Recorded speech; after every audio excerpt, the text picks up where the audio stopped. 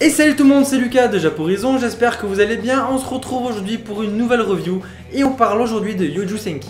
1920, sur les champs de bataille, il arrive qu'une jeune fille fasse son apparition. Grâce à ses pouvoirs magiques surnaturels et avec l'aide des troupes sous son commandement, elle extermine sans aucune pitié les ennemis qu'elle croise sur son chemin.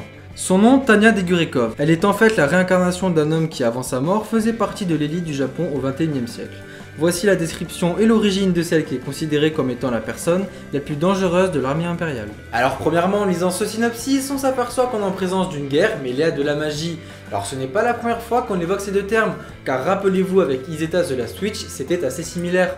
On se situe au XXe siècle, en plein milieu d'un champ de bataille, et on va tout simplement requérir à de la magie. La seule différence ici, c'est que la magie est une partie intégrante de cette époque et ne choque personne.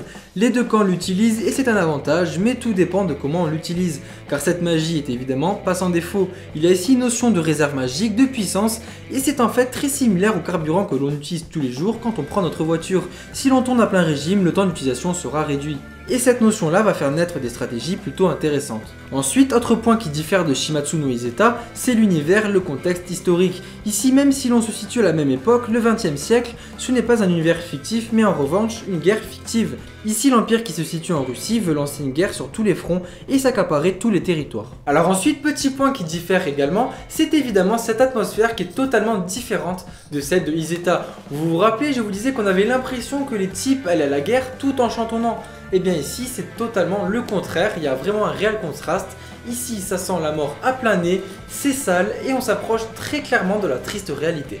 Alors comme je l'ai dit plus tôt, le personnage principal, Tanya, est à l'origine d'une réincarnation, mais on ne nous éclaire pas sur le sujet. Pour en apprendre plus sur elle, il faudra visionner le second épisode.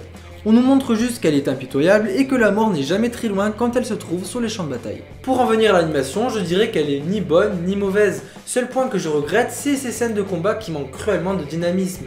Ensuite, pour en venir à la musique, j'ai parfois du mal avec les musiques auto-tunées à 200%. L'opening d'Overlord par exemple passe tranquille, mais en revanche ici j'ai vraiment eu du mal. Pour conclure, Youjou Senki est un anime qui a retenu mon attention. Il s'approche sur de nombreux points de Shimatsu no Izeta, certains d'ailleurs diront que c'est un Shimatsu no Izeta 2.0. Plus sombre que ce dernier, Youjou Senki va nous proposer un univers plus dur et une intrigue plutôt mystérieuse. Et c'est sans aucun doute l'existence même de notre personnage principal qui va le plus susciter notre intérêt. Parce que l'avenir de l'Empire, qui va gagner, qui va se ramasser, nous on s'en tape. Ce qui nous intéresse surtout, c'est tous les questionnements qui tournent autour de ce personnage. Sur ce, n'hésitez pas à partager cette vidéo si elle vous a plu, laissez un petit like, un petit commentaire comme d'habitude, et on se retrouve très vite pour une prochaine review. Allez, à la prochaine!